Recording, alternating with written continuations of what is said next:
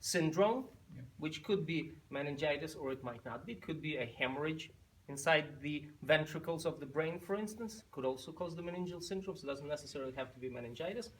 What happens is the pressure increases in the spinal cord, which causes the patients to try to find a most comfortable position to relax this pressure. For that, the head is usually bent backwards and the muscles tense up, making it very difficult for you or the patient himself to have the chin reach the chest. So that's what we're going to try. We bend the head forward. We're doing it. We can ask the patient, but the real test is us pushing the head forward. The chin touches the chest, means everything's okay. If it's not, then we have the resistance of the muscles of the neck. This is a meningeal sign, resistance of the muscles of the neck. And as we do this, we're also checking another meningeal sign. And for that, the legs should be straight, right? We put the head forward, and the legs react by bending this way. This is what you must show. This is called the upper Brudzinski. The upper Brudzinski sign. You lift the head, you lift the legs to show. If the legs move, then the upper Brudzinski sign is positive. If the legs do not move, it's negative. Okay? The legs move as a reflex because you're putting the head forward, increasing the pressure, and to relieve the pressure, the legs automatically move. Wow. Now, the next one is the middle Brudzinski sign, where we press above the pubis bone. We make pressure above the pubis bone like this, and this again causes pressure in the back, which causes the legs to go up like this. So as you press, the legs go up. Positive middle Brudzinski sign. Positive middle Brudzinski. If the leg stays straight, negative middle Brudzinski sign. And the lower Brudzinski sign goes this way. You take one leg and you bend it like this, and the other leg copies the motion. Yes. Copies the motion of the first leg. This will also be positive lower Brudzinski sign. Now these are the three main Brudzinski symptoms. There's a fourth additional Brudzinski sign called the zygomatic sign, where you press on the zygomatic bones. This will cause pressure to increase, and the patient reacts by having his shoulders lift up, the arms like this. Cringe up. He cringes up like this. He cringes up. Right? He cringes up like this. This is zygomatic Brudzinski sign. This is the fourth additional Brudzinski sign. Next we have the Kernig sign, and you should remember this from the development of the nervous system. The Kernig sign goes like this. You bend the legs in the hip joints and the knee joints, and it becomes impossible to unbend them in the knee joints if the Kernig sign is positive. If it's negative, the legs straighten out. The legs straighten out. Then we have the Lasega sign. Lasega sign. Lasega sign says that if the patient has meningeal syndrome, you will not be able to lift his legs straight up in the air more than 30 degrees from the bed. So this is the maximum. After that, the legs go like this, automatically. If you can manage to go like this, it's negative. You understand? Yes.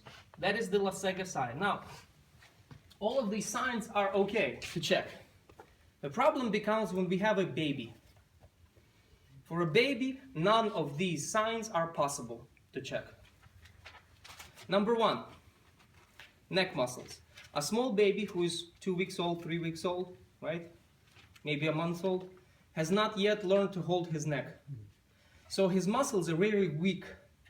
And even if he gets a hypertension of these muscles, you're strong enough to overcome it and bend his head forward. Doesn't work. Number two, Brudzinski symptoms. None of them work. Why? Because we have a physiological hypertonus of the flexors of the legs. The child lies in bed like this all the time.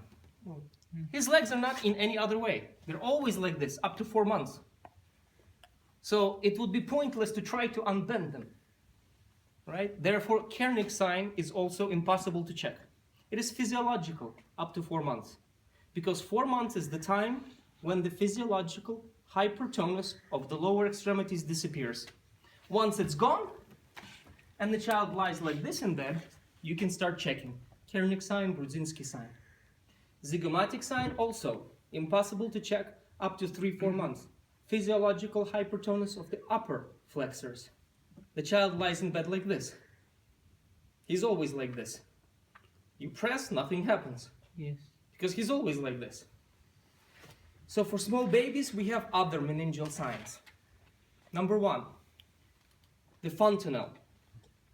The fontanelle shows pressure. If the fontanelle is protruding, sticking out, tense, pulsating, this is a positive meningeal sign, which means that the child has the meningeal syndrome, which again could be meningitis or meningism or something else. Positive meningeal sign. Okay, next. Next, what we can check is what's called the Flatau sign. Now, the Flatau sign is also non-specific. It's not specific for meningitis. It could possibly be for various different pathology, including various hemorrhages, subarachnoidal hemorrhage, subdural hemorrhage, etc. What happens to check it is, again, you bend the head forward, but we don't care about the muscles. What we care about is bending the head forward fast. As you do, if the positive Flatau sign occurs, the pupils will quickly dilate.